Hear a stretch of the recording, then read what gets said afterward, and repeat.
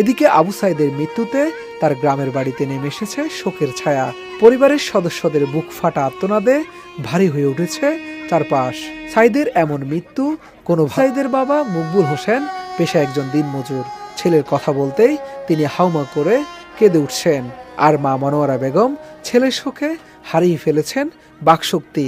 তিনি নির্বাক হয়ে ফ্যাল করে সবার দিকে চেয়ে আছেন। আর কিছু সময় পর আমরা যখন আসি ভাই শুতে জায়গা পাই না ভাই। আমার ভাই মানুষের কাছে থাকতে ভাই, ছোট বোন ভাই।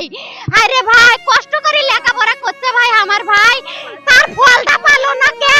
কোন নিষ্ঠুরে মারলো? তার হাতটা কে কাঁপলো না? আমার ভাইয়ের বিচার জানি হয় মৃত্যু।